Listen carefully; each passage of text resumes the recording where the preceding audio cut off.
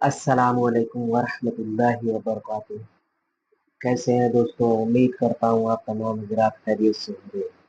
اللہ کی بارگاہ میں دعا ہے اللہ آپ کو تمام زندگی میں خوش رکھے، دنیا اور آخرت میں کامیابی عطا فرمائے۔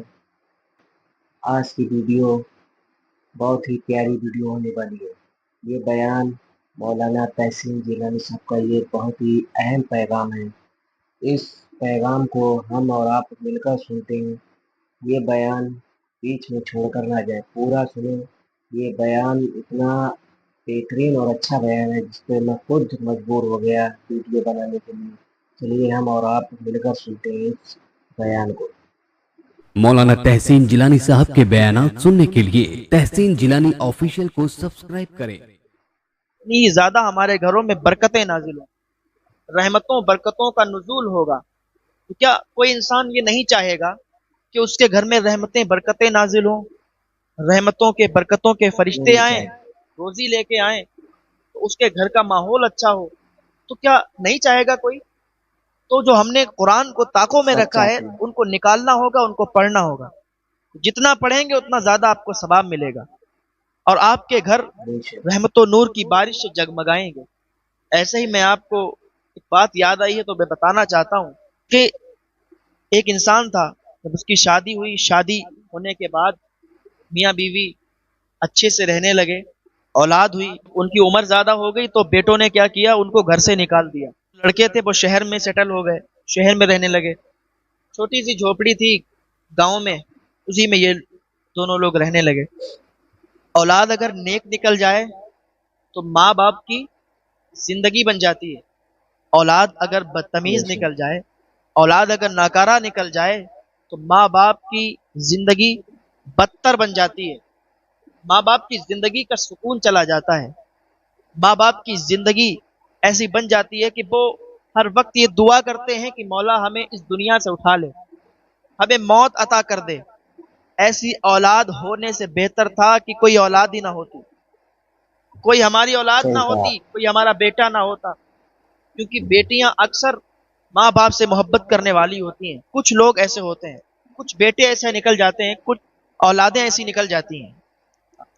تو جس گھر میں بیٹی ہوتی ہے، جس گھر میں لڑکی کی پیدائش ہوتی ہے، تو اس گھر میں آپ دیکھ لیں الگ ہی ایک نور ہوتا ہے۔ اچھا، جب بیٹے ان کے بھول گئے، ان کو اپنے ماں باپ کو جب بیٹے بھول گئے تو یہ شہر میں سیٹل ہو گئے۔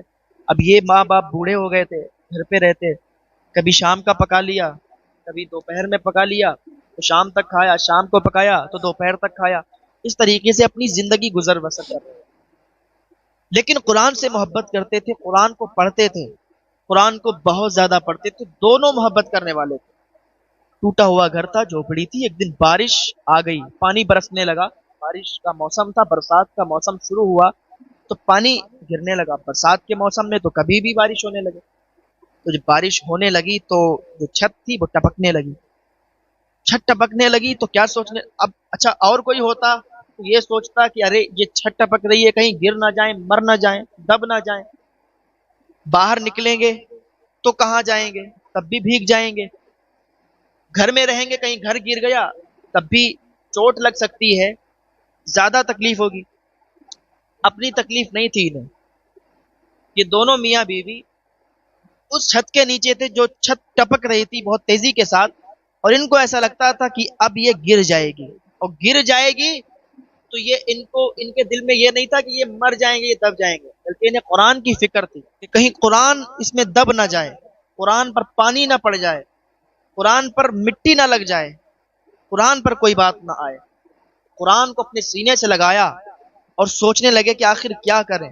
تو بیوی نے کہا کہ ہمارے پڑوسی جو ہیں، پڑوس میں ان کا اچھا مکان بنا ہوا ہے، تو کیوں نہ ہم اس قرآن شریف کو پڑوسی کے مکان میں رکھ دیں، پڑوسی سے کہیں کہ جب تک پانی گر رہا ہے تب تک میرے قرآن کی آپ حفاظت کر لیں، ارے اللہ کے کلام کی آپ حفاظت کر لیں۔ سبحان اللہ۔ تو شوہر نے کہا کہ اے میری شریک حیات، آپ کی سوچ اچھی ہے، لیکن جو ہمارے پڑوسی ہیں وہ تو عیسائی ہیں، اور وہ عیسائی ہیں، ہو سکتا ہے وہ منع کر دیں، اب پتہ نہیں کہ وہ رکھیں گے یا نہیں رکھیں گے، بھائی ان کا دھرم الگ ہے، ان کا دین الگ ہے، تو کہیں انہوں نے انکار کر دیا تو ہم تو اس بات کو لے کر پریشان ہیں کہ ہم آخر کار कैसे इस कुरान की हिफाजत करेंगे, कैसे इसको बचाएंगे।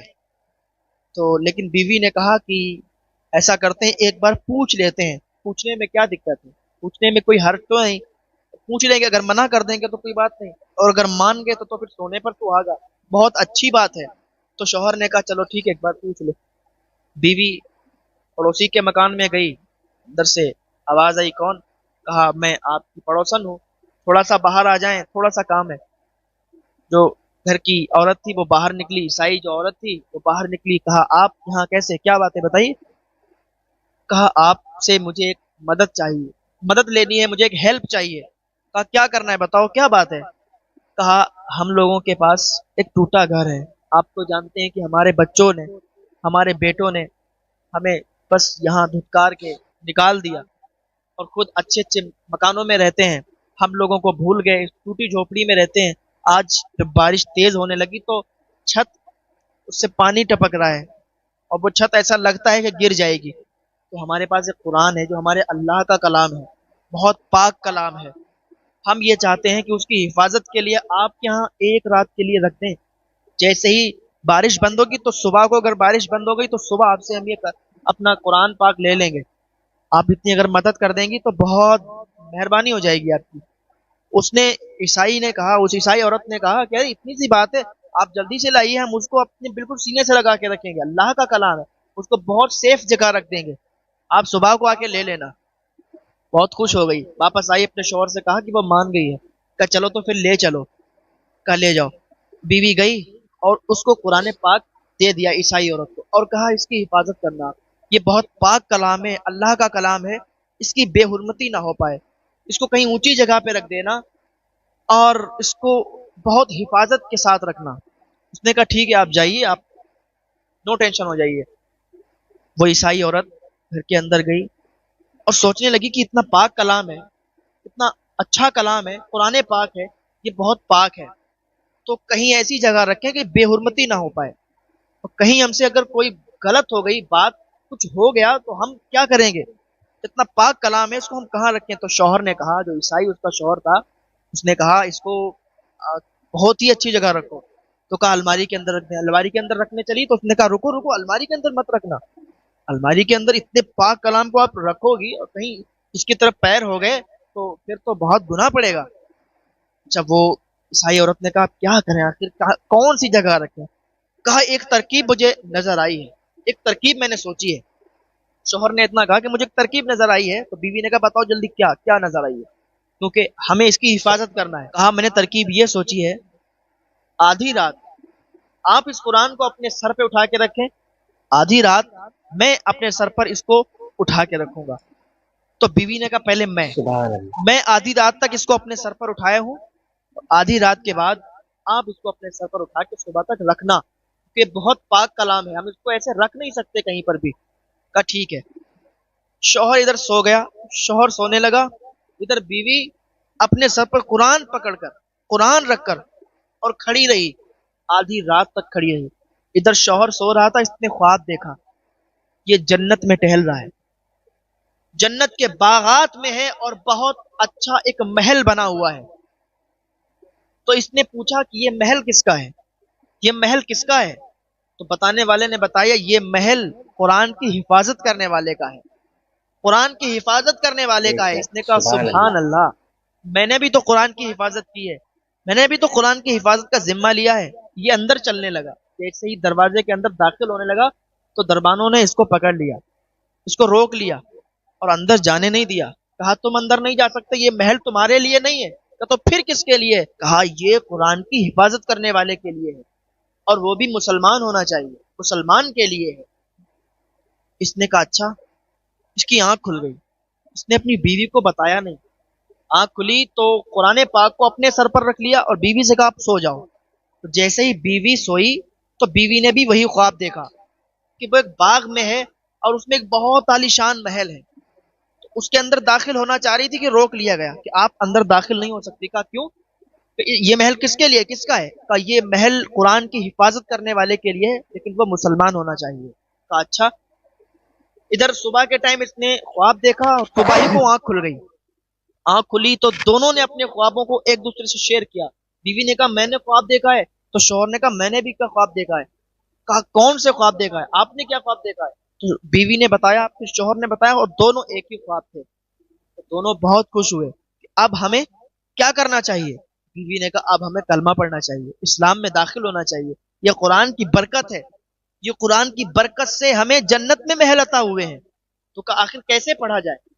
تو صبح کو ادھر میاں بیوی یہ دونوں بوڑھے بزرگ یہ میاں بیوی آ گئے اپنے قرآن کو لینے، کہا اب بارش رک گئی ہے، آپ کا بہت بہت شکریہ، ہمیں قرآن دے دیجیے۔ تو وہ دونوں عیسائی میاں بیوی بولے کہ اب قرآن لے کے کیوں جاتے ہو، اب تو بس کلمہ پڑھا دو اور اسلام میں داخل کروا دو، اب تو ہمیں کلمہ پڑھنا ہے۔ اس عیسائی نے کہا، اور عیسائی کی بیوی نے کہا ہم لوگ بنتی کرتے ہیں کہ یہ قرآن اب آپ ہمیں تحفہ کر دیں، ہمیں ہدیہ کر دیں۔ تو یہ لوگ بہت خوش ہوئے کہ اللہ کا شکر ہے کہ آپ لوگ اسلام میں داخل ہو گئے اور قرآن کی فیوز و برکات آپ کو حاصل ہو گئے، اور اسی کی برکتیں آپ کو ملی کہ آپ کو جنت میں اعلیٰ محل عطا ہوگا۔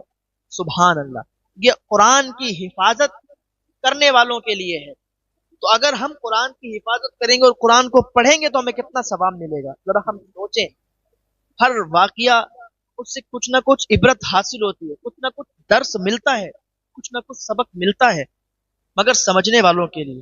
کاش کہ یہ باتیں آپ کے ذہن میں اتر جائیں اور آپ کے ذہن میں یہ آ جائے کہ قرآن کو پڑھنا چاہیے، قرآن کی تلاوت کرنا چاہیے، اور صبح صبح فجر کے بعد اگر آپ اپنے گھروں میں قرآن کی تلاوت کریں گے، قرآن پڑھیں گے، تو پھر آپ کے گھروں میں کتنی برکتیں ہوں گی آپ اندازہ بھی نہیں لگا سکتے۔ اللہ تعالیٰ کی بارگاہ میں دعا ہے اللہ تعالیٰ ہم سب کو نیک عمل